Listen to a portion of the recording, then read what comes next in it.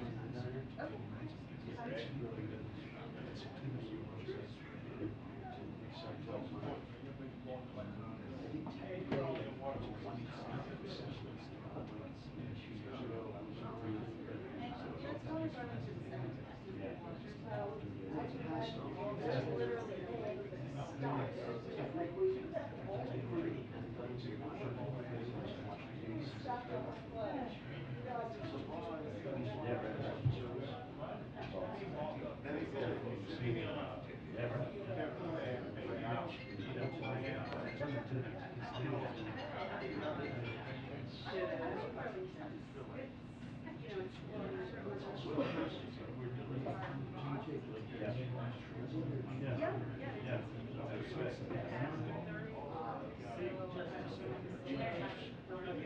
she really very stressed.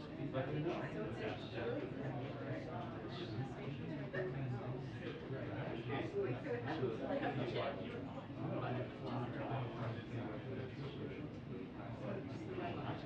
that's another thing that's just like it's like 20 minutes away from there. But it's just it's really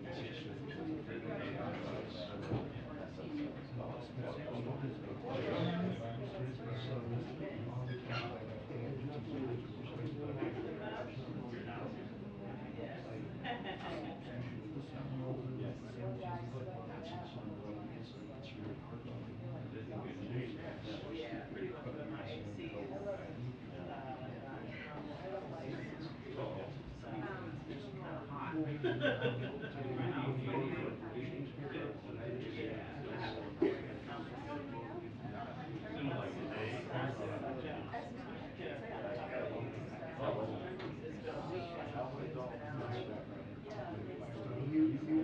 you'd sense a relief to ask her to show up.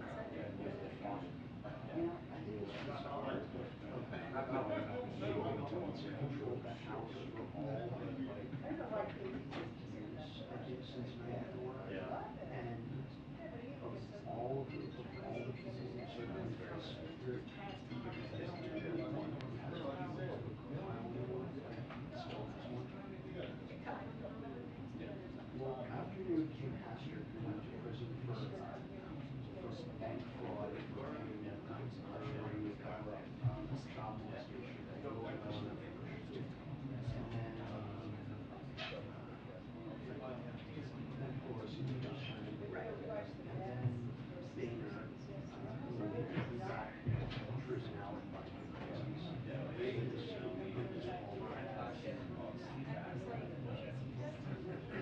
all flops. Still flops.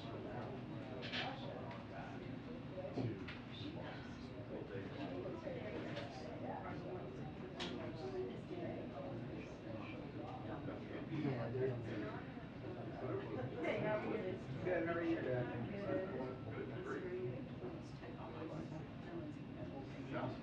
Yeah, but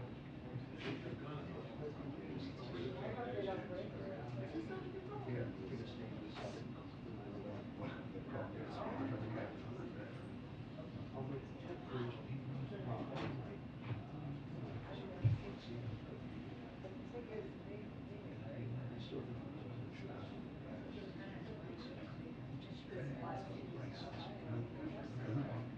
She's not her favorite. She's not intelligent. Would have been and it's like maybe she gets like 90%. Yeah. And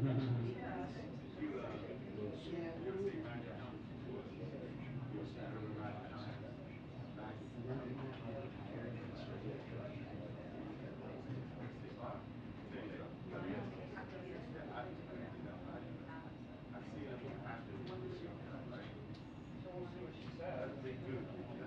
Or you can be like half the week on Tuesdays.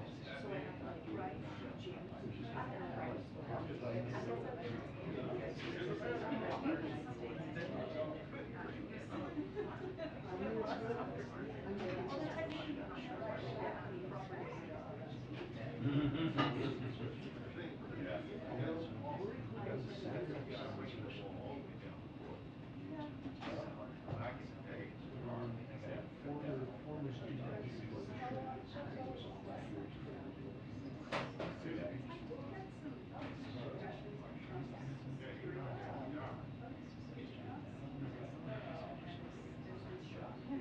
Well, because he's a former, he doesn't get the same, he doesn't get the same treatment.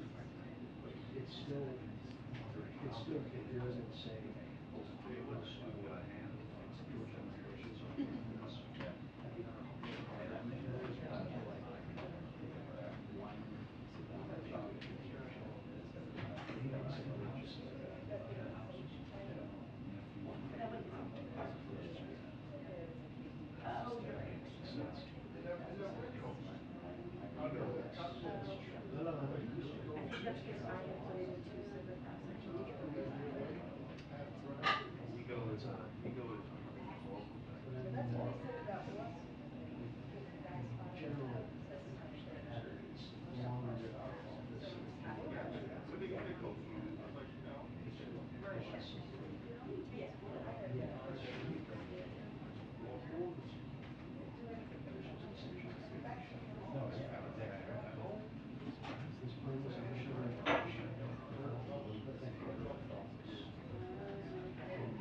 I don't think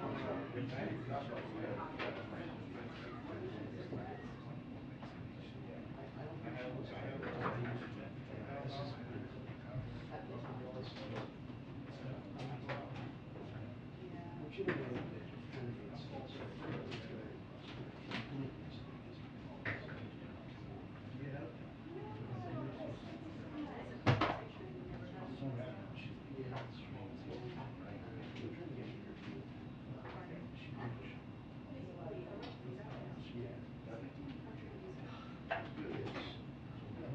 Is he very good, but he played at Bonner, right?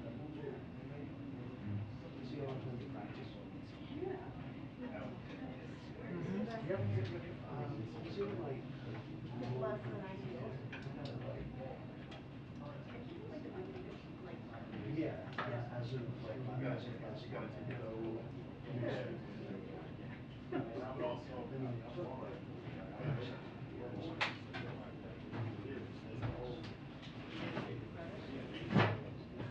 yeah. No, but you know, juries are interviewers and he's had it. So, one voice leader wasn't. So, yeah.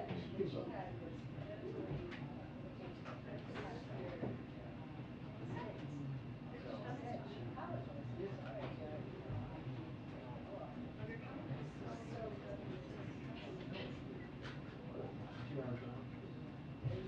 Oh no, from here. Hello. Hello. Nice to meet you.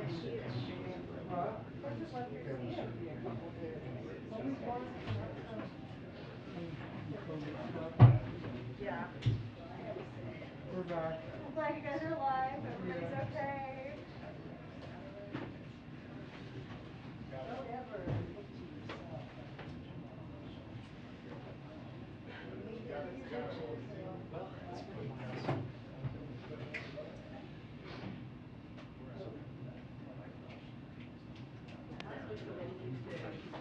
So I know it's the most important. I'm good. Yeah. Well, burn. Is it better? Yeah, I can work around that.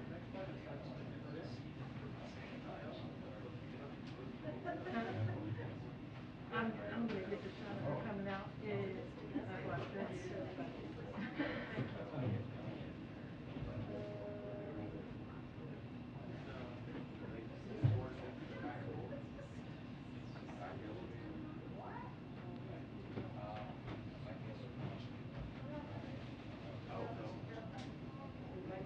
But great. Oh, yeah, no, All cool down there? Yeah. But Okay, It was just natural air conditioning. you're trying to get the. it's freezing in there. I know, I'm cold. I'm glad you double understand. Heat outside is like, you can do it. Yeah, if I could control the HVAC system in here, I would be kidding. You're funny. You're queen. Yeah. You know, it's like an espresso. Yes, plenty. Yeah, yes, yeah. I'm trying to offload the facilities portfolio. A lot of takers. Not a lot.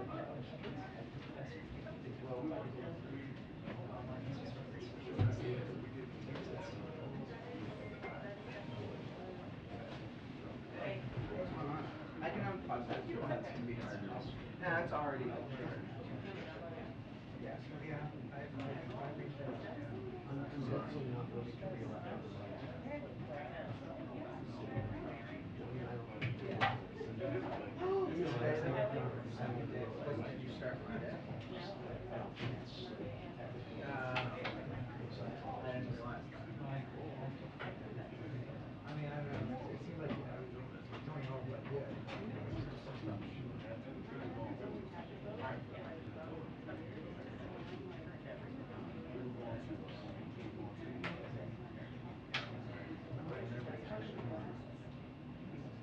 I mean, probably depends on it. My laptop catches fire. Also, there's that. Why is the filter like that? I sent a picture to IT, and they think that my battery is expanded. Oh, that sounds terrible. Cool. Your battery's trying to get out? Yes. I'm out of here. My battery says, it's hot. Take it anymore. These are tight quarters too. I don't know if we have. Yeah, so stop, drop, and roll. So many different laptops. You know, I think all of us will just look forward to our class action Dell. for injuries suffered. I had one in the North Russian up in the Arctic where my laptop was getting cold. They kind of explained it was Paul? Stay that way. Thursday. What about you? No, but it's, Yeah, you have to use pencil. Yeah, so like,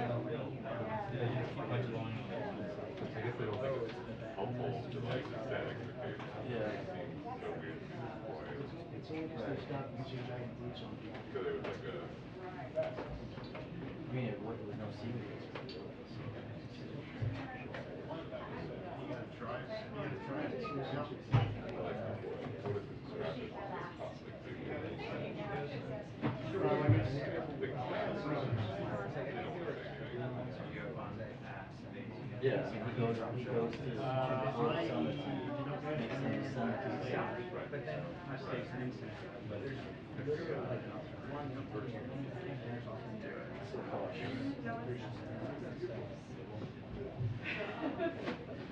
Did you not think you had it? Did you Tyler, what's going on? Yeah, I saw the. How are you? How was Egypt? You really got it.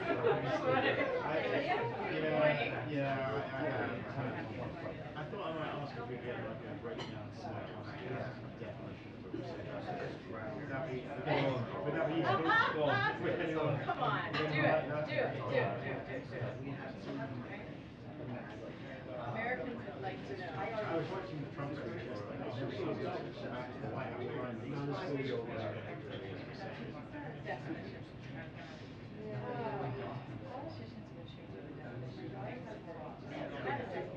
it's also the other thing.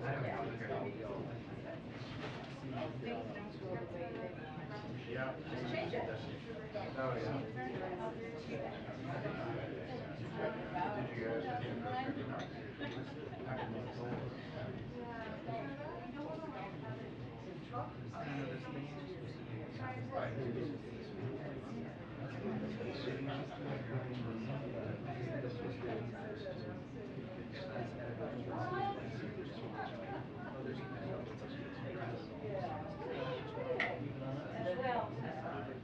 I like to think of myself as a fourth year or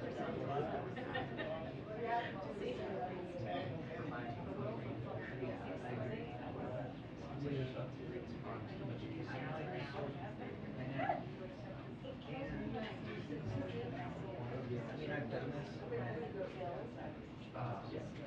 So, like how even camping, there's like I did this what you're saying. You okay? Yeah.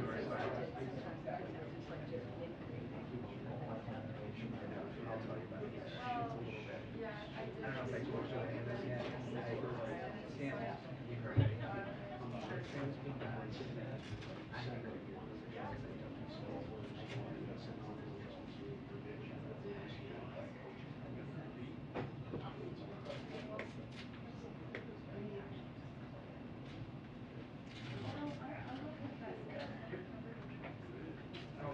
It's interesting.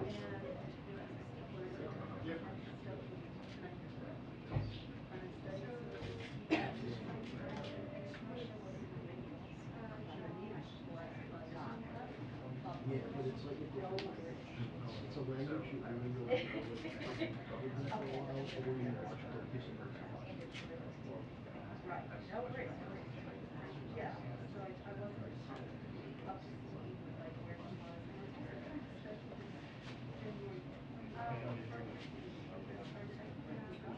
So much fun.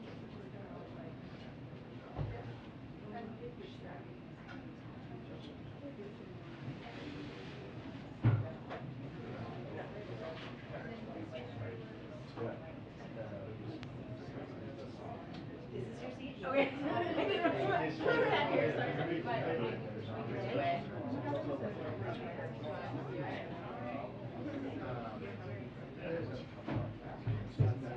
Oh, okay.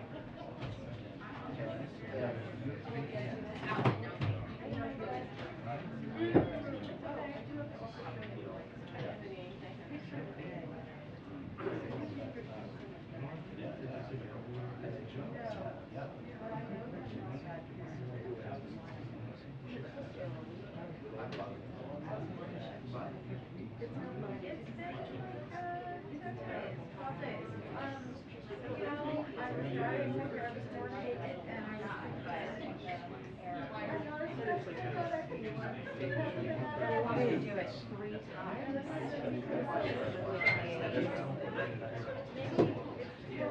I don't know. It's been fine. Like, Setup situation. I mean, it's not good. It's just waiting for like a port shutdown that causes disaster and. Battery is back itself. Is that it? Yeah. Is that why my battery is? Battery is like, dear God. Does that stress the battery? I don't know if you told me whether it would affect my willingness to shut down tabs.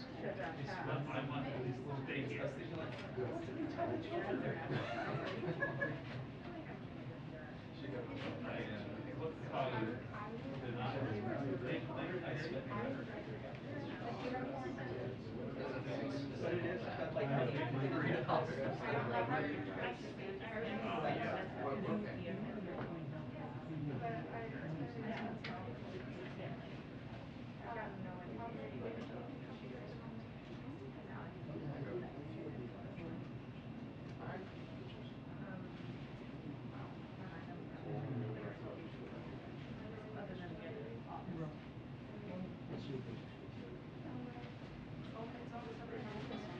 No, I'm saying. Ed, you good back there? Good checking. Oh.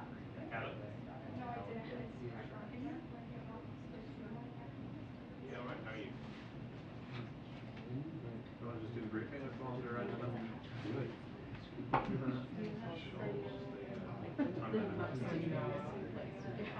Won't be there the whole time.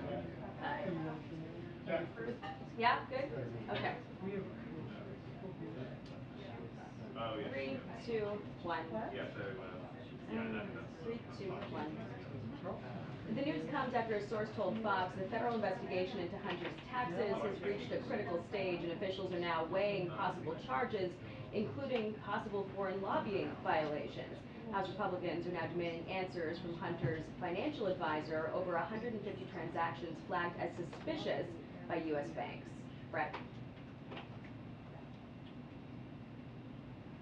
And then they want Mike and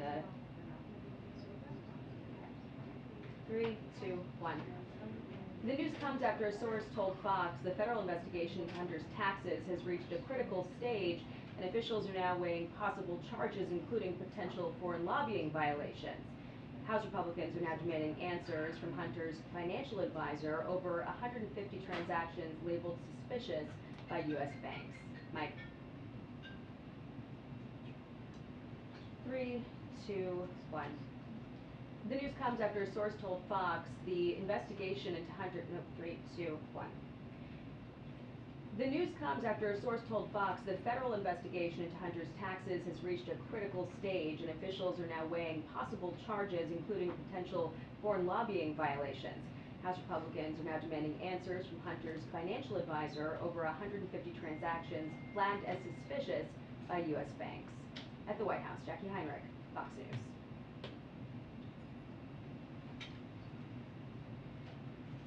Is that all set, Ed? They said they didn't get it. We missed all that. Please, no. Thank you.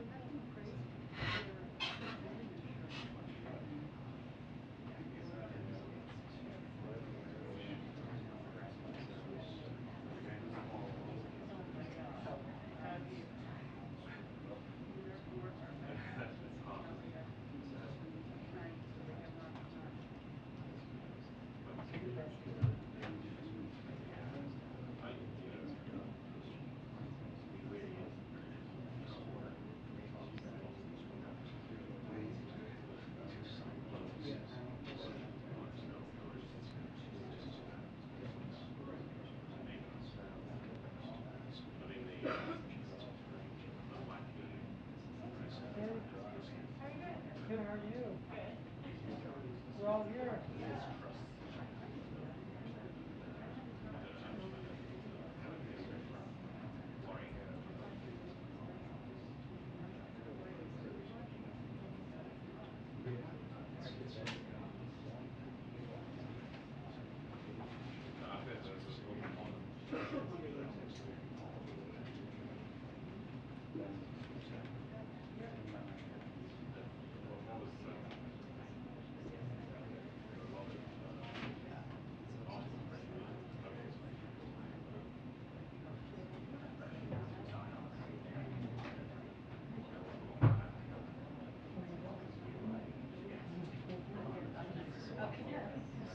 This is for the podium, and every day they're gonna go.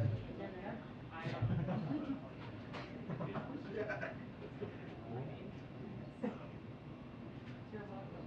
Nice. Did you find it? No, but Which one, where is this one?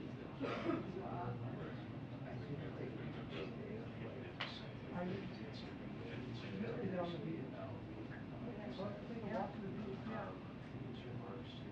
Where's this one?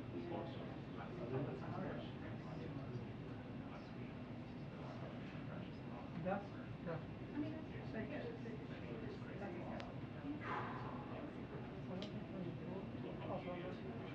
but other than that, it's Looks really good. yeah. Okay, Charleston is amazing.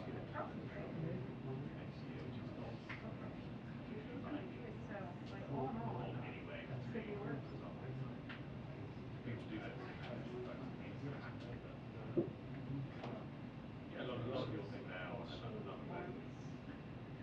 Well, no, like, have like a food truck that is, this photographer for the food truck is police officer. Sure. Well, no, because the people working there are veterans. Just the truck. Okay, I see, but yeah, I guess on police type of truck. And she was saying that there's some spot right there. So there's some trucks there.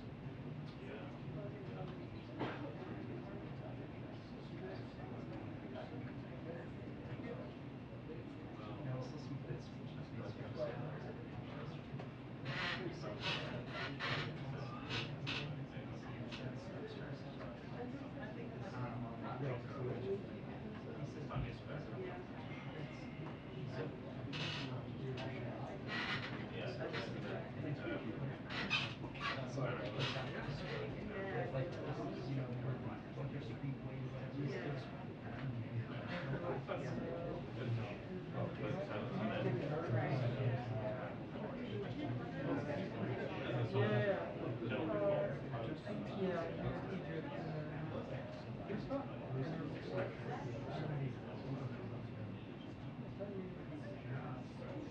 It was fun. I wish we had stayed actually a little bit longer.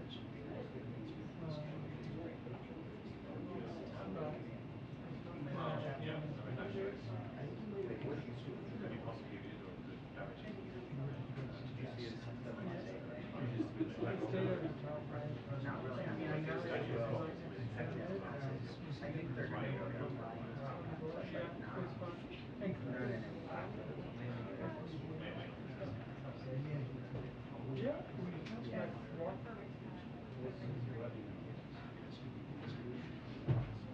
Yeah, I guess that was, well, yeah, they have. Yeah.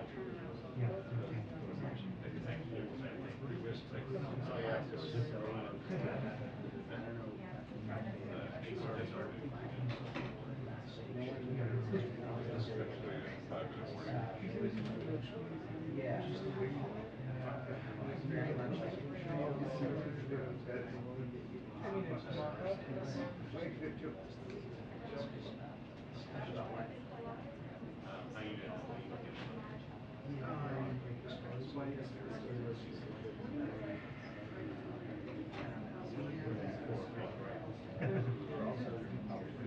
That's actually a good one.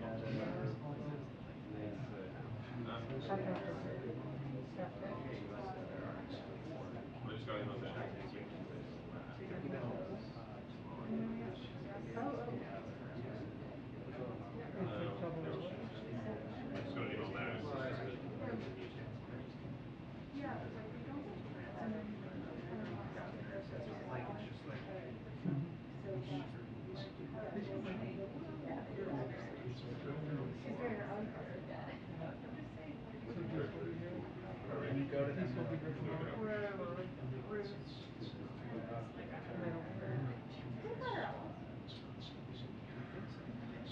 Oh, you mean It'll be like decent.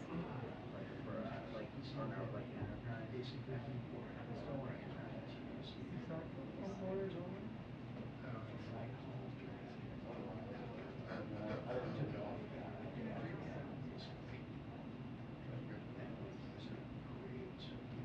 He like got really sensitive about it. Yeah, I know.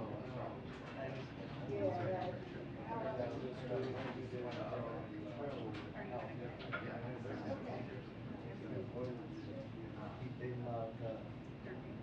Oh, really? Excuse me. Excuse me. This is one issue on which.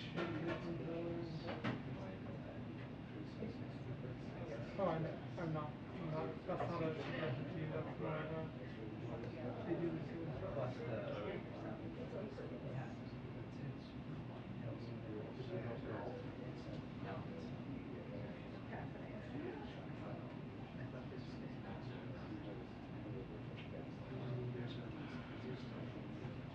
No, no, no, I know. I don't know anything about it.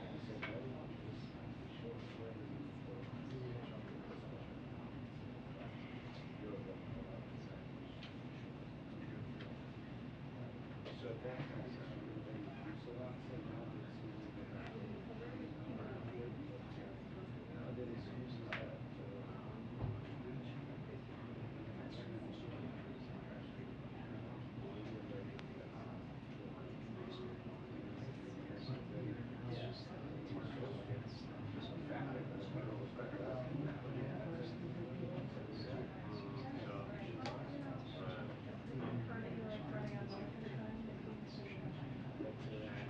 Like riding on shield riding shit. Oh, they can. Yeah. They might not if you choose.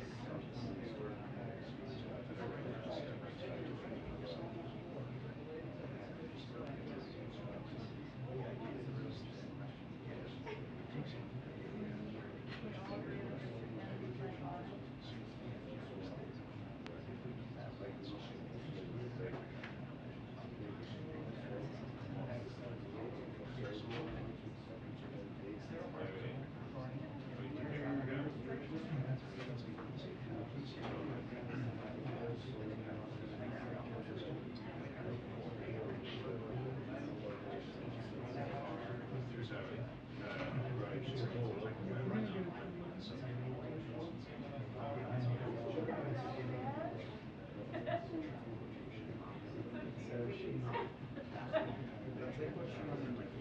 That's like when you're doing your like kids. Right.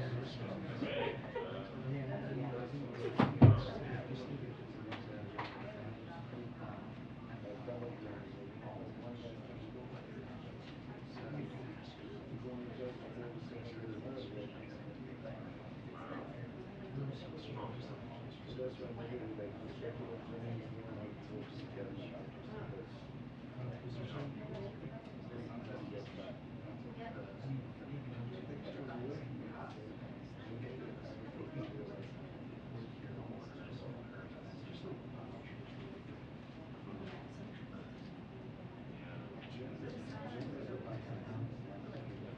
Yeah.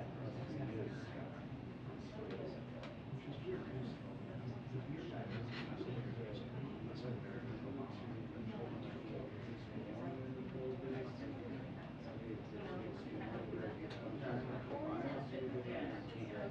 Vinyl? Yeah. Oh, really?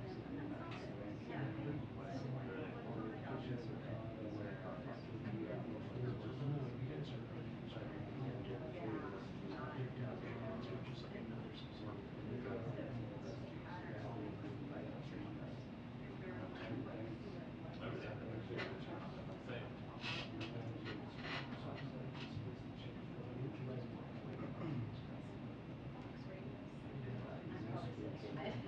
Oh, there you go. Sorry. No, it's probably good. It's worth a try. Yeah. Really? Wow.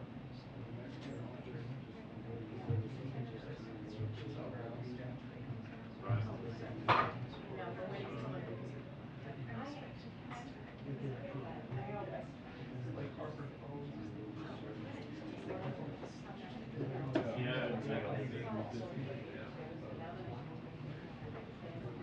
Yep. You did. Does it feel like we did it the first day? That's gotta be operations. What are we doing? Uh-huh. Oh. Do you think Kirby knows that he's doing a review today? Yeah, he told me that. You guys did three, didn't you? Yeah. Well, I've been here for 45 minutes or so. Prisoner swap. Oh shit. Say goodbye. You were late. You know that? Yeah, I You told were you. too? Yeah, they told me that. I asked. Only like 10 minutes ago. Oh, okay. Then I told him.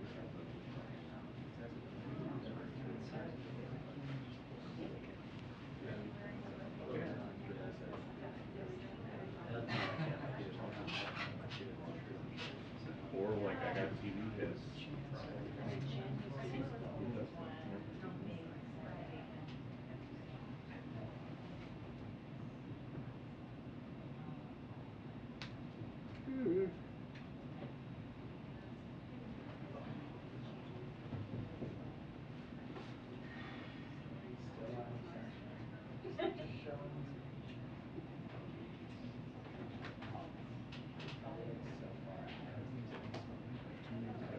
Or yesterday you failed.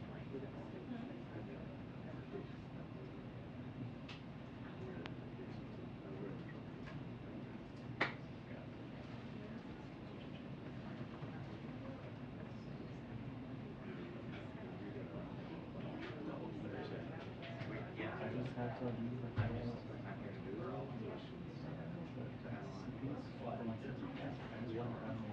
We're all on, right?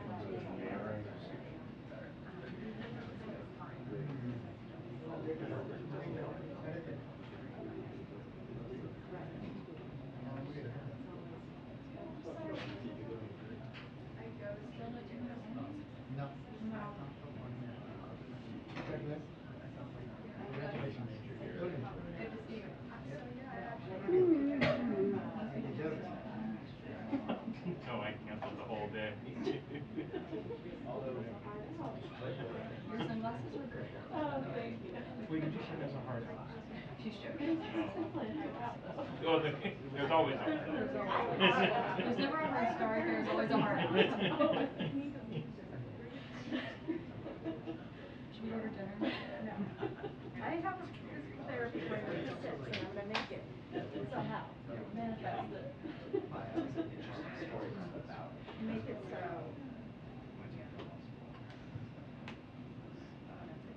But it leaves it simple.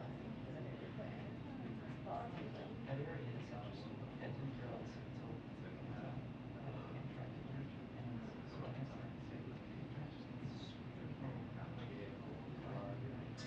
Here is there was Presbyterians and the rest parts I feel as well.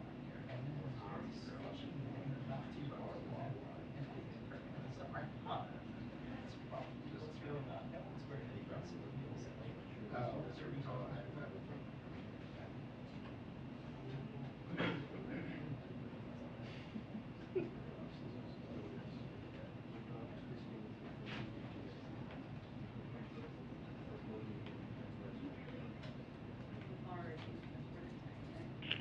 Two-minute warning to press briefing. 2-minute warning to press briefing. Thank you.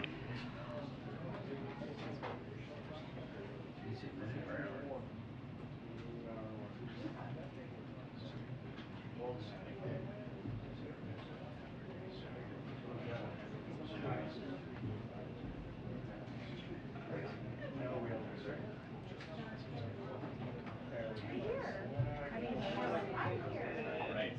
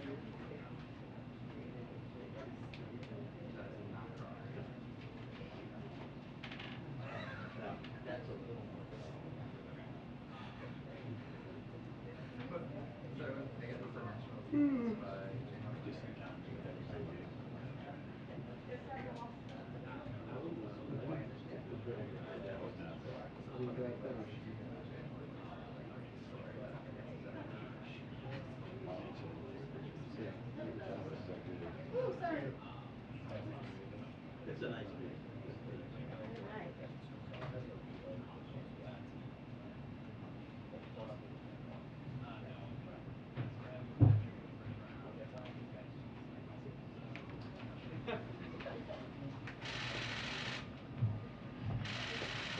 Good afternoon, everybody. Good afternoon. All right, so apologies for the delay. I so apologize for that, but thank you for all being here. We know there's a lot of interest today on some international issues out there, so we wanted to make sure that we had someone from NSC. So I brought over John Kirby from NSC. I always mess this up. Communication strategy coordinator. Okay, all yours, Kirby. Sorry about that. Thanks, Karine. No worries. Okay, everybody, just a couple of the things at the top here. Today, I think, and you may have heard Secretary Blinken talk about this earlier, officials from the U.S. Embassy in Moscow attended the 6th session of the court hearing of American citizen Brittany Griner, who was being wrongfully detained under intolerable circumstances. I want to reiterate that President Biden has been clear about the need to bring home every American who is held hostage or wrongfully detained abroad. And that includes, of course, Brittany Griner and Paul Whelan. Now, months ago, President Biden directed his national security team to pursue every avenue to bring Brittany home safely to her family, her friends, her loved ones, or teammates. The U.S. government continues to work aggressively, pursuing every avenue to make that happen. Now, as part of those efforts, we made a substantial offer to secure the release of Paul Whelan and Brittany Griner and to bring them home, just as Secretary Blinken mentioned earlier.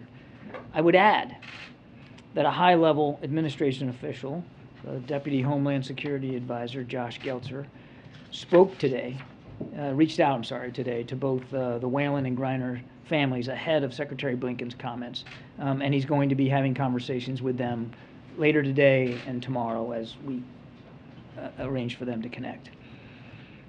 In order to decrease the chances for success here, we're obviously not going to be able to share more publicly about the deal. I'm sure you all have questions about what this looks like, and I'm sure you can all understand that it's not going to help us get them home if we're negotiating in public with y'all. So I'm not going to have any more detail on that. But I will say that the President and his team are willing to take extraordinary steps to bring our people home, as we've demonstrated with Trevor Reed. And that's what we're doing right here. It's actively happening now. This has been at the top of the mind for the President and for his whole national security team. He receives regular updates about the status of our negotiations to secure Brittany and Paul's release, as well as other U.S. nationals who are wrongfully detained or held hostage in Russia, and I might add, around the world as well. With that, take some questions. A few questions for you, Kirby. Just want to make sure, one, this offer was made in June, is that right? It was made several weeks ago. Several weeks ago. And has Russia responded to the offer? And our indication seems to be that they have not. And if they have not responded, what do you read into that? Again, I don't want to get into the details of negotiations, Caitlin. I would tell you that the offer has been made, and we certainly hope that Russia will favorably engage on it, but I don't want to get into more detail about that. If they haven't favorably engaged so far, do you think this is an offer that President Biden needs to make directly? I think we're making it clear across the national security team that we're serious about securing their release. I don't have any conversations to speak about or announce on the President's behalf. We believe that this is a serious proposal, and we want the Russians to take it seriously as well. You talk about Brittany Griner and Paul Whelan being a part of this substantial, serious offer as you describe it. There are other questions being asked about why Mark Vogel is not included among those names. He's a former diplomat who was a teacher at the Anglo-American School of Moscow. Can you explain why he is not a part of this list of Americans that are a part of this exchange? Again, I don't want to talk specifically about what the modalities of the deal is. You mentioned the word exchange. I'm just not going to get into the details of it. But I would just tell you we're focused on all Americans who are held hostage and wrongfully detained around the world. What we're talking about with this particular proposal is for those two individuals. That doesn't mean that we're not also working in real time on other Americans who are unjustly detained around the world. Can you explain why he then is not a part of this one? I think I'm just going to leave my comments where they are, Peter. Yeah. Is there a risk in announcing this deal and making this deal public? This is delicate work to try to negotiate for someone's release. And every case is individual. The circumstances of their detention is unique. The circumstances of how they're being held and under what under what legal basis is all unique. And of course, our approach then has to be unique. We try very hard to be very careful in the public sphere about how much we say. I don't want to get into too much today other than to tell you that we felt that where we are, and given the circumstances, certainly in part in context to Mrs. Greiner having to stand and testify today, that it was an appropriate time to talk about these efforts. But I will tell you that even that decision was not taken lightly, and we're going to continue in private to work through the negotiations. And I know you can't talk about the details of the deal, but it has been reported that Victor Booth is part of that. He's obviously been called the merchant of death. He's been called the most dangerous man on the face of the earth. Is having him part of this deal a good idea? I'm not going to talk about the details of the negotiations and the arrangement that the proposal that we made to the Russians. And again, I think, as I said at the top, I hope you all can understand why more detail is just not going to be helpful for us right now.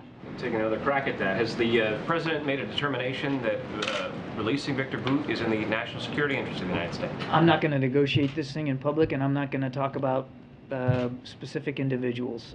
Our focus on individuals right now is on getting Mr. Whalen and Ms. Greiner home, and that's where the President's head is. And again, we've made a proposal. We urge the Russians to move positively on that proposal so that we can get these two individuals home. The details of it, I think, are best left between us and our Russian counterparts. You said that this obviously is a delicate negotiation, delicate work, but that you decided this was the appropriate time. Why is this the appropriate time to go public with this substantial offer? And are you just trying to up the pressure on Russia by making this public now? Yeah, I think it's sort of the same answer I just gave. There's no decision to talk about these issues are made lightly, given how sensitive they can be and given the ultimate outcome that you want to achieve.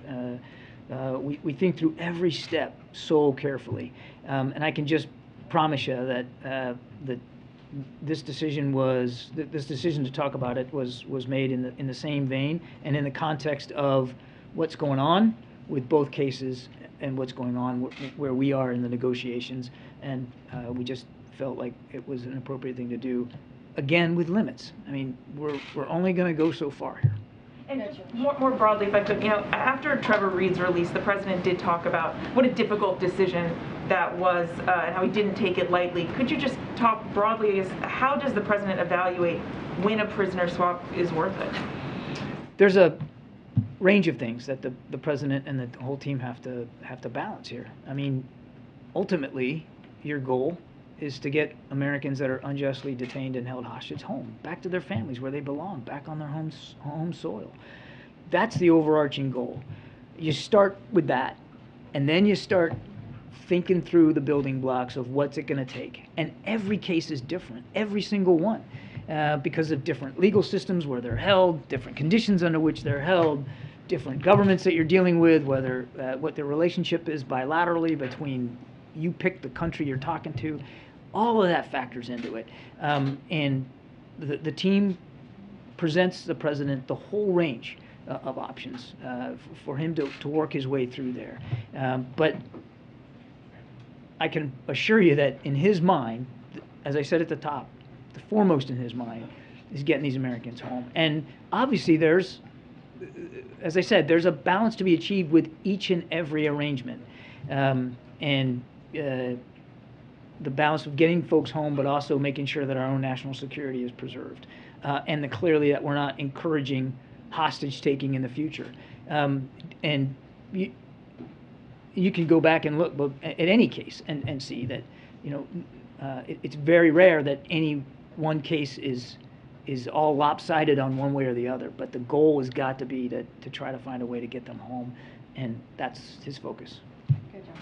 Mr. Kirby, we're reporting that the call with President Xi and President Biden has been set for tomorrow. Is there anything you can share about whether that time has been set and preview any of the call at all for us? I can't announce a date and a time for you. I think the President spoke to this just the other day, that he expects to do this very soon, and I think it will be certainly very soon, in coming days. But I wouldn't get more specific than that for you. Hang on, he had a second question.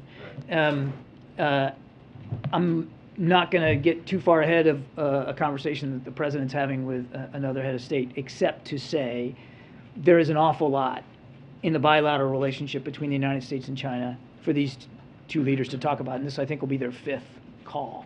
So it's not like they haven't had communications, and that's the key thing, is that the President wants to make sure that the lines of communication with President Xi remain open, because they need to. There's issues where we can cooperate with China on, and then there's issues where obviously there's friction and tension.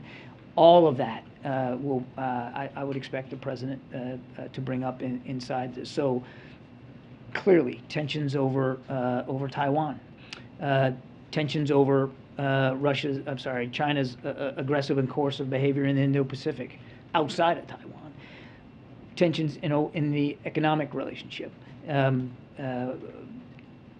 Russia's unprovoked war in Ukraine. I mean, I would expect all these things to be part and parcel of the conversation. Since you mentioned Taiwan, I'm sorry, I know you've been asked this question like 100 times in the last 2 days. Let's make it 101. It was reported today that Speaker Pelosi invited other members of Congress to Taiwan on a potential trip. Do you have any update for us on what information the administration has given the Speaker's office?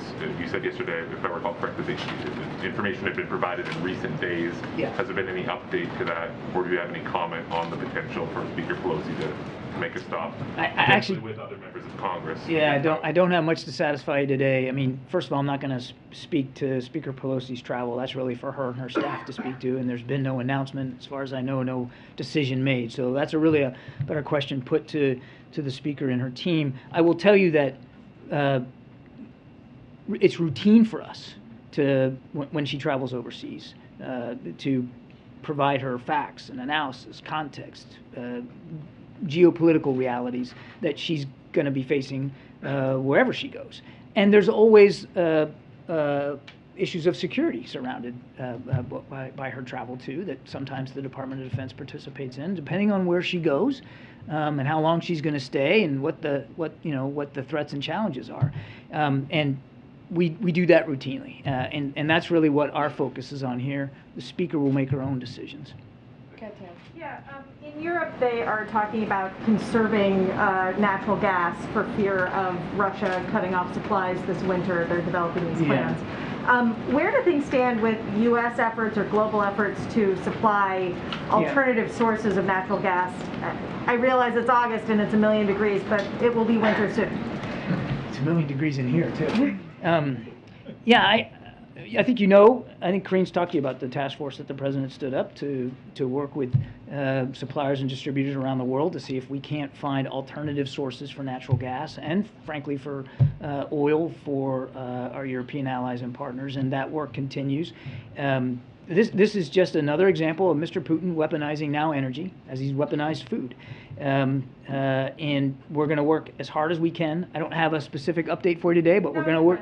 But we're going to work as hard as we can to make sure, in the context of the President's task force, that we are trying to find alternative sources for our European allies and partners as they, face a frigid winter here. We understand the realities of that and the impact that that's going to have on their lives and livelihoods. Can I ask Karine about the economy, or are we doing? I'll come. Okay, great. Yeah, I'll be at the podium once Kirby's done. Go ahead, Yes, yesterday stated the officials said they criticize China's behavior in the South China Sea. They say the China's aggressive behavior means it's only a matter of when before major accident happen. So how are you concerned about China's behavior in the South China Sea? And do you expect the President will talk about the issue with the President Xi? I would fully expect that, as part of the president's conversation, that tensions in the South China Sea will come up, as they have routinely, with respect to China's excessive maritime claims that aren't backed up by international law, by their coercive and aggressive behavior towards nations that border on the sea or are in the South China Sea, and I fully expect that will come up. Yeah. Alex and Crystal. John, back to the speaker's potential travel.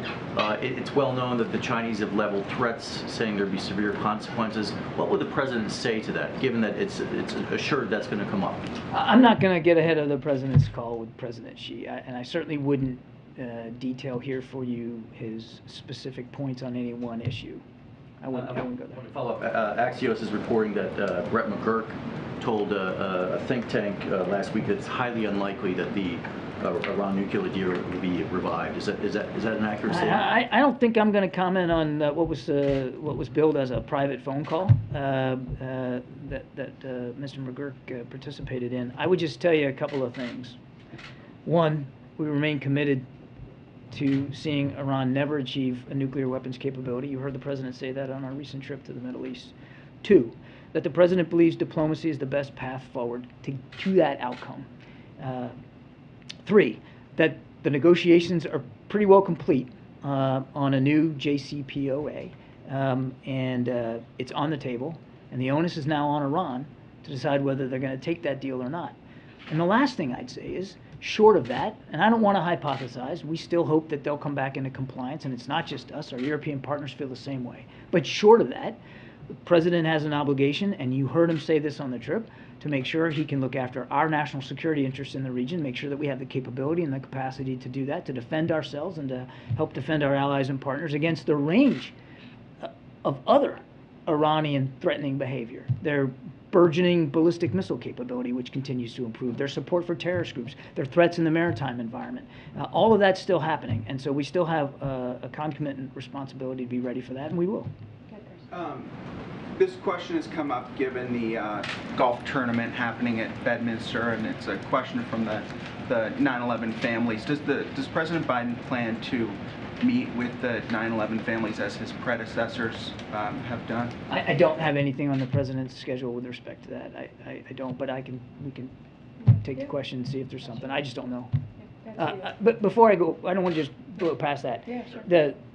Obviously, the president, just like all Americans, remember that tragic day and continues to want to do everything that we can as an administration to support them. Excuse me if you said this before, but did they come up specifically in the Saudi meetings? The president made it clear that I would just say that made it clear that human rights and the defense of our national security interests abroad and at home were important to him. Thank you, Karine. Yeah, so I have a question about China and then a question about Saudi Arabia. On China, you just mentioned that President Biden intends to bring up South China Sea issues. I was wondering if we could also expect him to be bringing up issues regarding fentanyl exports from China and regarding the origins of COVID-19 as well. I think, as I said, there's going to be a range of issues. We'll give you a full readout after that call is over with, and I think I've gone in. They are big issues, no argument. I think we'll give you a readout when the call's over. I don't want to go into any more detail of the call than I just did. Regarding Saudi Arabia, President Biden may have begun to have symptoms about 4 days after returning from Saudi Arabia. Has the U.S. government ruled out the possibility that the Saudi government may have deliberately exposed the president to the coronavirus? I think I should refer to Karine on that question in terms of talking about the president's medical condition. That's out of my scope. But I don't know where this idea is coming from. I don't know what prompted you to ask it that way. But the idea that a foreign nation state would deliberately try to infect the president of the United States with a virus is just ludicrous. Just absolutely ludicrous. There's nothing to it, and it should be treated as the ridiculous idea that it is. Admiral, I have a question just briefly. I just want to know, what's your response to Russia? So on Taiwan, you mentioned about that will be a topic on the She call. Where is that situation right now, and where do you expect that it will be after the call? Do you expect there to be some progress or some kind of new arrangement on that issue? I wouldn't. I mean, again, I don't want to get ahead of the president. So I can't speak to some specific arrangement that might come out as a result of this. But let me back up a little bit. This is about keeping the lines of communication open with the president of China, one of the most consequential bilateral relationships that we have, not just in that region, but around the world, because it touches so much. And I think the president, I know he's looking forward to this conversation. There's a lot for them to talk about. Clearly, we would expect that the tensions over Taiwan would be on the agenda.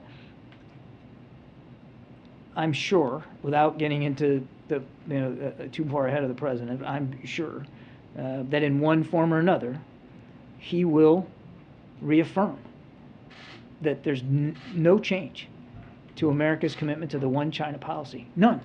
Zero. And that we continue to not want to see cross-strait issues or tensions resolved unilaterally, and certainly not by force. And there's no reason for it to. But there's no change to our one China policy, and I'm quite certain that the president will reaffirm that. We're mindful. I mean, it's not like the president's not mindful of the context here. That there has been rising tensions in and around the Taiwan Strait, and that the Chinese have been more aggressive, the Chinese military. And as you've heard many leaders across the administration say, that's not only not helpful, it's not necessary, because nothing has changed about our one China policy. And then let me just get one other, because the CHIPS Act secured Senate support today. That's a China-related measure, obviously, on economic competitiveness. And I'm curious that the president already issued a statement of support for what the Senate did, but that bill does not include a measure that would allow the U.S. to look at what businesses are doing abroad when they're investing in China. That provision was stripped out. Does the White House expect to issue an executive order to fill in that gap? That's a better question for my colleague. All right, just a couple more. Ebony, Sebastian, Tyler. I know you can't give us much details about the negotiations with Reiner and Whelan. However, was there any conversation with the family of Whelan or even Reiner's wife before the announcement was made? Has there been any conversation? We have been in constant touch with both families about the status of negotiations. So they have been informed every step of the way, so that they understand exactly what we're doing on behalf of their loved ones. There was outreach to both families today in advance of Secretary Blinken's press conference. I don't know that we connected with both of them before that, but there was certainly an effort to do that. And as I said in the opening statement, we'll continue to reach out throughout the rest of the day and tomorrow as well. And did they seem satisfied with, I know you said not Whelan, but with Reiner's, I don't know whether you spoke with her wife or whether it was her mother and the rest of her family, or were they satisfied? What was the sentiment that was said in that conversation? I'm not going to speak for the families. They need to speak for themselves. But we have, I do want to stress again, we have kept them informed every step of the way.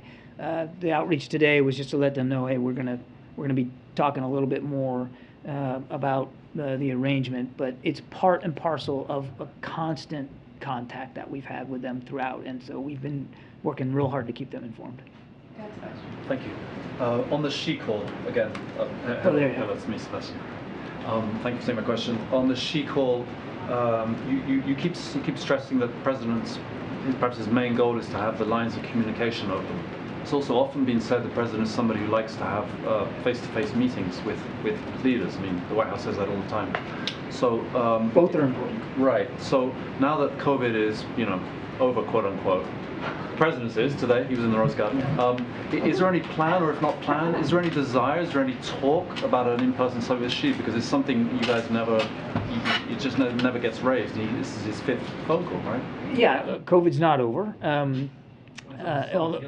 Right, with other people. Yeah, So- we just came off a very important trip to the Middle East. I don't have a trip to Beijing to speak to or announce today, and I don't have a visit by President Xi to speak to or announce today. But you know, if and when that happens, we'll certainly be able to talk about it. There's certainly no prohibition to it or no policy against it. I mean, this is their 5th conversation. As I said, this is one of the most consequential bilateral relationships in the world today, with ramifications well beyond both individual countries. The president clearly understands that, and will continue to work on that relationship. I just don't have a physical face-to-face meeting to talk about today. Does the president never have expressed any frustration, perhaps, about that? That this, as you say, it's so consequential. There's so many issues. They're so big. That Frustration maybe, about what? That he is not getting to see Xi in person and hash this stuff out face to face. I mean, this will be his 5th conversation. I don't think he believes he doesn't have the opportunity to relay his concerns to President Xi, to listen to President Xi and what his issues are. I mean, I think part of doing these calls is to keep that communication going. I don't think the president feels like communication between the United States and China is lacking. And it's important to remember that it's not just at his level. I mean, the defense secretary, the secretary of state, other cabinet officials, Mr. Sullivan clearly works on this relationship very, very hard as well. So I mean, there's a whole level here of communication with the Chinese. Just more on the timing today of Secretary Blinken's announcement on the fact that the U.S. had made a deal. Was that in part because, as you said, Russia has not favorably engaged on it? You said it happened many weeks ago. Why was today the day that he would announce it? Yeah, I think there's a lot of reasons, and I think you have to just because we don't want to negotiate too much in public. I think the reason we did it today was in context of sort of where things are, where things aren't, and certainly, you know, this next step in her trial.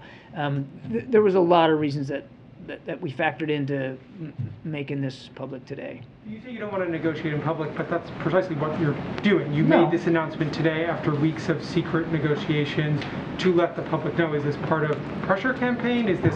You said there's many reasons. Can you give the American public a sense of what those reasons are? Yeah, by saying that there's a proposal on the table is not negotiating in public. I would take issue with that.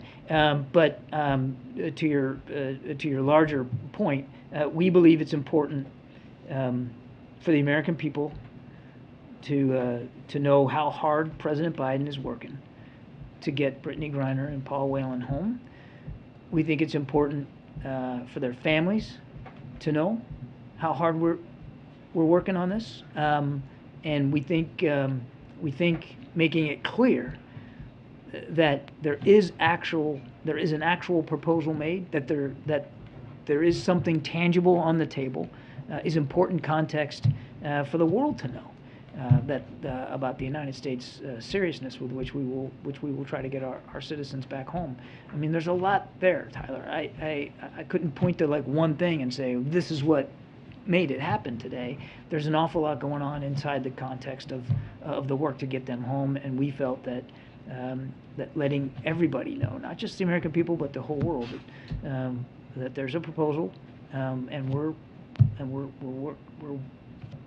waiting on Russia to make a decision about that. Yeah, thanks, Karine. I just want to clarify, John, is it the White House's position that Nancy Pelosi should or should not go to Taiwan? The Speaker of the House makes her own decisions about travel. We provide facts, context, analysis, geopolitical realities that she'll be facing wherever she goes. Our job is to inform her decision-making process, and we're doing that.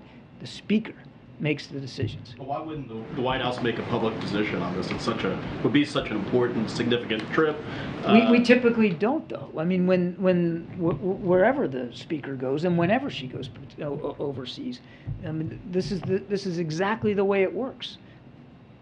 We don't make it a habit of speaking for her travel or telling the public,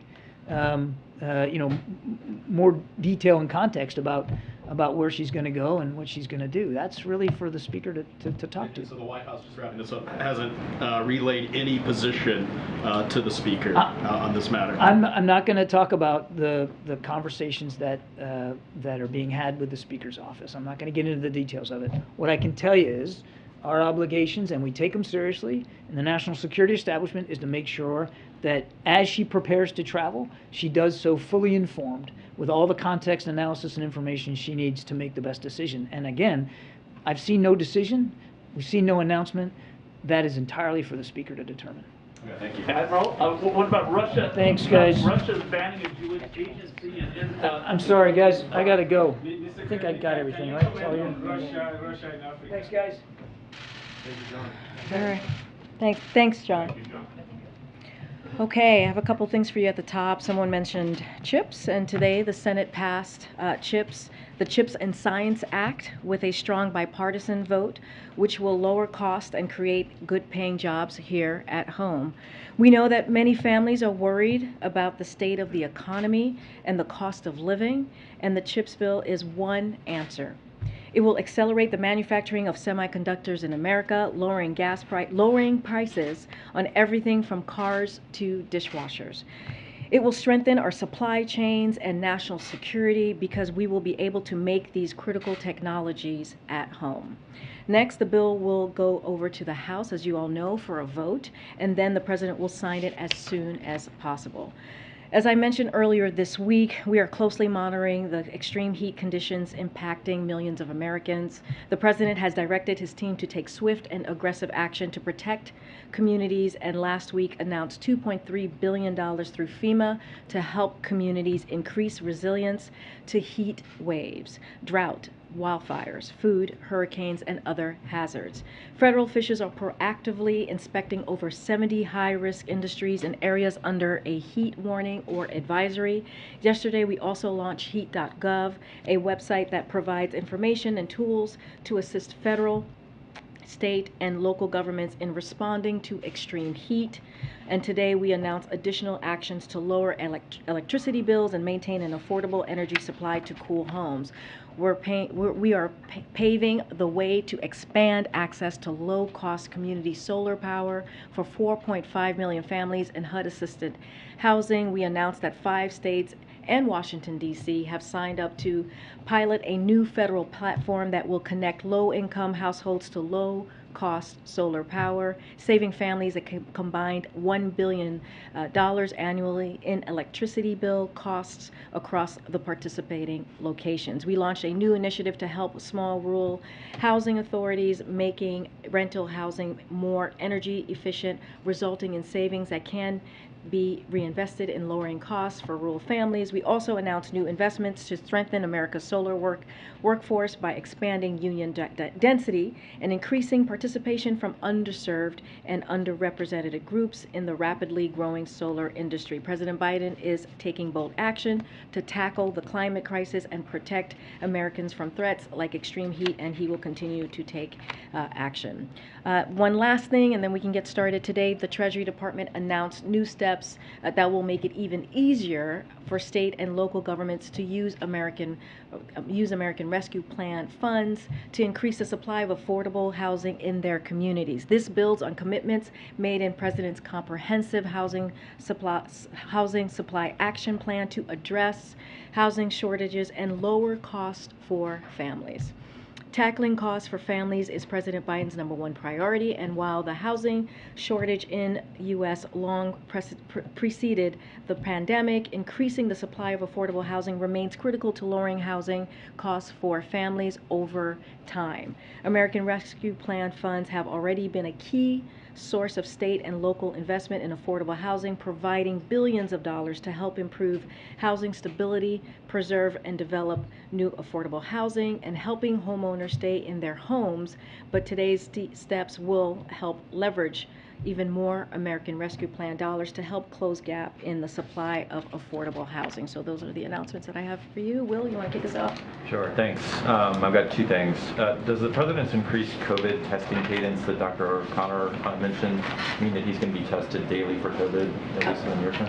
So what I can promise to you is that we will be as transparent as we have been this past couple of days in letting you know when the President tests positive. We know there's been questions about a potential relapse. That is a small percentage of that happens. But if that were to happen, we would share just like we have been every day with the letter, detailed letter from the President every day, with letting you know from that day on Thursday. We put out a statement, we put out a letter, and we were very transparent on what was happening with the President's health. So if that were to occur, we would certainly be transparent on that. Nothing on the cadence specifically? I don't have any change of cadence, but I do, we will promise to be transparent and share when he, if anything were to change. Again, small percentage of that happening to change with his testing, status. Okay, and one other thing on another topic. What's behind the President invoking President Trump more often in his remarks? He's been tweeting about it. He spoke about it on the tape remarks yesterday. Is this part of a change in strategy to specifically name Trump? So as it relates to the tape remarks that you're speaking about, where he addressed black law enforcement, which was the Noble event that happened on Monday, look, the President has spoken many times before about his predecessor's role and the responsibility that his predecessor bears on January 6th, and and I spoke to this yesterday as well. The President wanted to use that moment to thank the heroes, the law enforcement heroes, to thank them for their bravery, and made a comparison to what we saw his predecessor, Donald Trump, do on that very day, which is instead of standing on the side of the law enforcement, instead of standing on the side of democracy, he stood on the side of the mob. And so that is what the President wants to make very clear, is that we had law enforcement that day who were assaulted, who were beaten, who were being attacked, and they protected our democracy. And we had someone who was in this very building, as you all saw the reporting, 187 minutes away, minutes of the first couple of hours, those 3 hours, not far from where we stand here today, and didn't do anything. And so that is what the President wants to make very clear. So just to follow up on the CHIPS Act bill, there was that provision in there that you all had advocated for that would let you basically block a deal if a company was going abroad and, say, investing in China, and you thought it was against national security interests. That got stripped out. Are you guys going to do that as an EO? So I'll say this: the bill is going to the House, so that is the next process of the bill. We've been very clear about having guardrails. I think the Speaker wrote a letter saying that how important it is going to be to have those safety precautions in this CHIPS bill. Look, this is going to what we're seeing right now, what the Senate has passed, is going to be a game changer as we talk about inflation, as we talk about strengthening the supply chain. This is what this will do. When we talk about, when we look at those semiconductor chips that are in, for example, automobiles, and we saw how those costs spiked during the pandemic. This is going to help lower cost for families. So, it's going to continue into the House, and so we'll see what happens in the next step. I'm not going to speak to hypotheticals at this point, but again, it still has another process that it needs to go through. Okay, let me ask you just a quick question on the economy. Fed Chair Jay Powell, after raising rates again today, he said in his press conference that the U.S. economy is not currently in a recession, but that the path to have a soft landing clearly has narrowed, which translated out of the jargon means that it's much more likely that we will have a recession as they continue to try to fight inflation. in the future. So is that the White House's assessment as well, and what would you do to kind of make that less likely? So here's what he said. I'll quote him directly. I don't think the U.S. is currently in a recession. There's just too many areas in the economy that are performing well. And then he points to the labor market, the very strong labor market that we know are one of the factors that economists and experts look at. Right now, we're seeing that strong labor market with about 400,000 jobs that have been created each month. We see unemployment at 3.6. There was the state unemployment numbers that came out last week with 21 states that are at 6% or lower. And so the way that we see is that we are not currently in a recession or a pre-recession. And look, we're going to let the Fed do its business. We're going to let them continue to be independent, and that's what the president has said. They are committed to making sure that we lower inflation or tackle inflation for the American people. So we're going to let them do their job. They have the monetary policy to do that. So I won't speak further into exactly what they're doing and how that's going to look for them. You noted we are not currently in a recession, you don't think, but are you concerned that these Fed rate hikes could push you into a recession? Look, we, again, it is, we're not going to comment on the monetary policy steps that the Federal Reserve is taking. They are an independent agency, and we are going to give them the room to do the job that they're doing. And so right now, the president has laid out his plan to lower inflation. We have seen what has happened with gas prices the last 43 days, a steep decline, a steep decline that we haven't seen in a decade. Again, to help give families a little bit of breathing room, and that's what the president has talked about. We have also seen food prices go down just a little bit, and so we're going to continue to do that. There's the drug prices bill, the reconciliation legislation that's going to continue to address lowering costs for Americans, and so that's going to be our focus there. We are hearing from companies like Walmart and Target who are starting to say that they're seeing how inflation is impacting their customers. And there are a lot of Americans who, even though you may say that we're not in a recession now, that's not how it feels to them. What is your message to those consumers, those Americans who very much feel that we are in one? And we have said this before. We understand what the American people are going through. We feel that. We understand that. That is something that the president personally understands. We see that the gas prices and what they're dealing with at the pump is costing families. But again, the president for the past several months has taken action to make sure that we do everything that we can to give American families some relief. That's why he did the work with the Strategic Petroleum Reserve. That's why he did the announcement on the ethanol 15, something that's not normally done during the summer. And he did that so that we can bring some costs down. Even the Treasury Department announced yesterday that the actions that the president took helped bring down the cost per gallon by 40 cents. And so while there's still more work to be done, but this will give families a little breathing room. 70 cents on average per gallon. That's gonna give families with two-car families at least $70 a month to save. And so that matters. Now, is there still work to be done? Absolutely. The job doesn't stop. He's going to continue to see what else he can do. That's why we're looking at the reconciliation piece as well to bring down lower costs, and that's what the CHIP bill is going to do. Okay, Caitlin. I know you can't talk about the details of a prisoner swap, but is the president consulting with the Justice Department about all of this, given that it would involve a prisoner swap?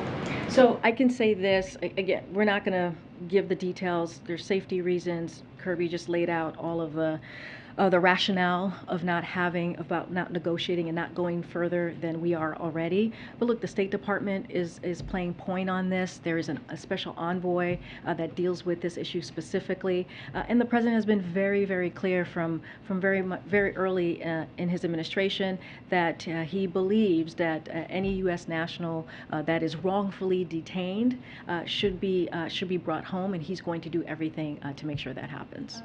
Also, there's a new poll showing that 75% of Democratic voters want the party to nominate someone other than Joe Biden as the nominee. What does the president make of that dynamic? I mean, we're not worried about polls. The president has been clear that he intends to run, but we are so far away from that time, from even being close to be thinking about that. But what I can say is we're going to continue to do the work that I just laid out that the president is doing, lowering costs. You saw the president's statement on chips. That is a great step forward to investing in manufacturing, to dealing with our national security, to lowering cost for Americans. There's the reconciliation bill that's going to help lower cost. There are definitely plans that we're going to continue to work on, so we don't leave anybody behind. And so that's going to be his focus. And I will say on the other side, you got the MAGA congressional Republicans who are putting forth plans that's going to take away sunset Medicare, sunset Social Security, increase taxes for Americans making less than $100,000 a year. That is what the plan is on the other side. At least this president has a plan, and he's doing the work on behalf of the American people. Great, but so as you talk about plans on the other side, it was this president's plans that contributed to inflation, right? No, it was not. It was this president's plan. If we talk about the American Rescue Plan, look, Peter, when the president walked into this administration, there was an economic crisis, there was a COVID crisis, there was a climate change crisis, and we're still dealing with a lot of that right now. But the president turned the economy back on. There were businesses that were closed, schools that were closed, and because of the American Rescue Plan, by the way, no Republican voted for that plan, and that plan had $350 billion for public safety, another thing that Republicans talk about, but they actually don't do, and they don't push forward on a policy that will help our law enforcement. That plan helped put us in a stronger labor market and help make our economy stronger. And so that is what is happening. It is not the president that has created inflation. There are also outside factors that has led us to where we are today. If things are going so great, though, then why is it the White House officials are trying to redefine recession? No, we're not redefining recession. If we all understand a recession to be 2 consecutive quarters of negative GDP growth in a row, and then you have White House officials come up here to say, no, that's not what a recession is. It's something else. How is that not redefining recession? Because that's not the definition. That is not the definition. Brian Deese said in 2008, of course, economists have a technical definition, which is of a recession, which is 2 consecutive quarters of negative growth. I can tell you this. Yesterday he said 2 negative quarters of GDP growth is not the technical definition of a recession. It is What not. changed? It is not. Why did he say that it was? is not. I can What's the speak difference other than to who the president is? to what he said yesterday in front of all of you, which is the last thing that you just repeated. There are many factors. There are many factors, economic factors and indicators to consider, and I will say that the textbook definition of recession is not 2 negative quarters of GDP. We have a strong labor market. We have business that's investing. We have consumers that are also very much investing and purchasing. That is incredibly important. We have 3.6 unemployment. You do not see that in a pre-recession, and you do not see that in a recession. So the factors that we are seeing right now, the economic indicators, does not show that we're in a recession. And I'll read, since you gave me some quotes, I'll give you some as well. In 2009, the St. Louis Fed said, while the popular definition of recession is 2 consecutive quarters of negative real gross domestic product GDP growth, the NBER, which we have mentioned many times in this room, does not strictly abide by this designation. Instead, the committee broadly defines a recession as a significant decline in economic activity spreading across the economy, lasting more than a few months. NBER has been around since 1920. I'm going to move on. Okay. To follow up on the economy, is it a risk for President Biden to say that he does not think the United States is going to be in a recession? And does the White House have any concerns that it will look misguided if the U.S. does enter a recession? So The second part is, speculation right now, and the answer to your first part is no, because we're looking at the facts. We're looking at the other economic indicators, the strong labor market. As I just listed out, we had 21 states last week where we saw unemployment was at 3% or lower. So everything that we are seeing currently right now does not show that we are in a recession. And that is just the facts. And it's not just us saying that. You have economic experts who have said this. I just laid out a couple of outlets who have said this as well. And so there is not, and I'm happy to list more economic folks who have said this as well. Citigroup's Jane Fraser, little of the data I see tells me the U.S. is on the cusp of a recession. Moody's Analytics, Mark Zandi, I still have no recession in my forecast, and job numbers are growing are incongruous with fears that recession is dead ahead.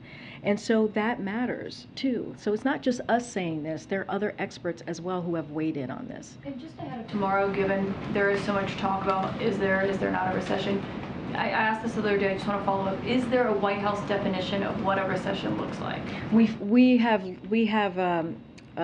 talked about the National Bureau of Economic Research. They have the textbook definition of what that looks like. They look at it more broadly, as I just laid out, and so that's what we would point you to. Since we've been sitting here, Senator Manchin has put out a statement saying that he has an agreement of some kind with Senator Schumer on an Inflation Reduction Act of 2022 that, at first blush, forgive me, I haven't read the full details, looks a lot like something that might raise hopes of a reconciliation deal. Do you have any comment from the White House on whether you've been involved in these talks, and is this a deal on a reconciliation package? So I'm standing here, I haven't seen this for myself. I need to talk to our folks on this, so I don't want to get ahead of the team here. But we have been very clear about the reconciliation bill. We have always said this is negotiations that are happening in Congress, but clearly we welcome hearing about the lowering cost of pharmaceutical drugs, which is going to help so many seniors, which is so incredibly important. This is something that the president has been fighting for since he was senator. When it comes to fighting big pharma, fighting pharmaceuticals who would not let Medicare negotiate lower cost. This matters. This is going to matter to so many millions of Americans who are dealing, many with chronic illness, as you think about our seniors. So this is something that we have spoken to. We do believe that it's going to be part of lowering inflation, which is so important, again, as we talk about the economy. I don't want to get ahead of the team on this. I have not seen the announcement, but again, we have been very supportive of those pieces of the reconciliation bill. There's no recent conversations that you can tell us There's about no, with Senator Manchin and members of the administration? yeah. There's no conversation that I can read out to you. Okay. Good. I want to ask a question about monkeypox response. There is an antiviral treatment that is effective, that is in the U.S. stockpile. It's called TPOXX, and it works to see lesions go away. Apparently, it's very hard to get. Patients have to have their doctors email the CDC on a one-on-one basis, and it has to be approved case by case. Why has, and that raises questions about equities. People who might be their own best advocates, have doctors who get engaged, might be able to get access to the medication, but others might not. Why has the White House not reached down and tried to make this medicine, which the U.S. has, easier to access? So here's what I can tell you. I don't know much about this medicine that you are speaking of, Stephen, but I can tell you that when we learned, so I think the first case was in May at some time, and in June the HHS put together a comprehensive strategic approach on dealing with monkeypox. We made sure that it was also very aggressive. We made sure that there were more than 300,000 vaccines across the country. I think currently right now there's about 3,000 cases, and so we expedited that. We ordered a production of an extra 5 million more vaccines. And today, just to just to add to that, today the FDA approved 786,000 doses of the monkeypox vaccine manufactured by Bavarian Nordic. I'm not sure, maybe this is part of what you're speaking of. We would just have to dig in a little bit to see. But this is an important step forward in our plans to accelerate and strengthen our monkeypox response. And HHS is going to continue to work to strengthen the response in the coming days and work with partners on the ground in the community and across the world to combat this virus. And we have been making sure that as the vaccines go out, they go to at-risk communities, and that there's also an education component that has to be done as well, which is really important because people are not aware of what monkeypox is. That is something that HHS has been doing as well. Great. Go ahead. Just want to go back on some of the economic messaging. There's been a lot of debate over the technical term of recession, and this somewhat harkens back to earlier economic messaging that you guys had around inflation, where you insisted that it was transitory for months, then it was temporary, and then we've seen it continue to persist. And I'm wondering if you can just take us in a little bit about how you think about economic messaging, particularly as it relates to the recession. The argument over whether we are or not in a recession, I think when we talk to Americans, sort of misses the point about the economic attitude and feeling that they have, and the struggles that they face with increased prices across the board, as we've seen over the many months. And I'm wondering if the White House finds it effective to debate the technical term of recession versus speak more broadly to Americans, who it doesn't really matter whether a group of economists that they've never heard of declare a recession when it comes to their, just getting by. No, I get your point, and to some degree I agree. Right, there are Americans here who are feeling the high prices and the cost very personally, and that is something that the president, I believe, has talked about almost any time that he talks about the economy. He talks about the pain that the American people are feeling, and he talks about his plan and what he is going to do to lower cost. That's why we bring up gas prices, because we have seen costs go down. We understand that we need to do more, and we will. We'll continue to do more by asking oil companies to make sure the profit that they're making passed on to the consumer. So we should see more going to the consumer as prices are going down. I was just asked about the reconciliation bill. That is something that is incredibly important as we lower drug prices. And so there is a myriad of ways that we are working on to make sure that we have a plan and that cost is lowered. But as we are being asked about recession, as we're being asked if we are in one or if we're going to one, what we're doing is just laying out the facts. I have a long list of other organizations, other economic groups that have said we are not in a recession, and because of the strong labor market, there is no indicator, or all these different indicators doesn't show that we're headed into a recession. So we're just laying out the facts as we are seeing it, and we're also pointing to NBER, who actually has the textbook definition, and they look at this more broadly, as I've said. But we're going to continue to talk about the American people. We're going to continue to talk about what they're feeling. That's why the CHIPS is so important, as I just mentioned very early on at the top. And so that doesn't end. The president does this every time we have a conversation about the economy or is asked. And just to quickly follow up, you're setting the expectation that we're not headed to a recession, we're not in a recession. What happens if the NBER does declare we're in a recession? Well, that's a hypothetical. I'm not going to get into that. I'm just saying where we are currently, how we see things, how the multiple economic indicators that are in front of us do not play in a way where we would be currently in a recession at this time. Just lastly on that very quickly, does the president have confidence in his economic team's ability to forecast and predict? Obviously on the inflation, that was something that we heard from the whole host of the same economic officials we're hearing now, that inflation was temporary, it was transitory, it would not persist, and that's been the opposite. They're now saying the same thing about a recession. I'm just curious. So the president has full confidence in his economic team. Go ahead, Peter. Has the president communicated one way or another to the House Speaker Nancy Pelosi whether he thinks it's a good idea for her to go to Taiwan, or had any conversation about that topic with her? I don't have a call to preview for you at this time, or that's been on his schedule. He has spoken to members of Congress, as we mentioned last week. Those were one of the many things that he did while he was working from the White House residence. I don't have anything new to share on a particular call. Specificity to her, does the White House have any concerns about prominent American officials going, given the sensitivities of the relationship between the U.S. and China? I'll just reiterate what we have said from here, is that anytime a member of Congress travels, we do share with them the geopolitical kind of information that's happening in the country, in the region, the national security situation, and it doesn't matter if it's Taiwan or any other place around the world. We share that information, and so we make very clear of what is happening currently in that moment. You communicated earlier that the White House had identified 17 close contacts of the president. Just for clarity, as we hopefully wrap up the president's experience with COVID, can you say either way whether any of those 17 individuals, without identifying them by name, have since tested positive for COVID? They have not. Not one of the 17? They have not tested positive. Thank you. Okay. Thank you. All right, I'll take one more. Tam?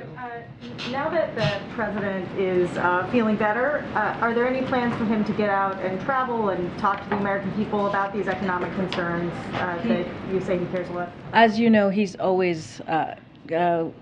always willing and thrilled and excited to go out and talk to the American people, have those one-on-ones that you see him have when he is at the rope line or when he is engaging with the American public. So he certainly is looking forward to getting back on the road. As far as a schedule, any travel, upcoming travel, nothing to add, nothing to share at this time on any addition to his travels in the next coming days. All right, thanks.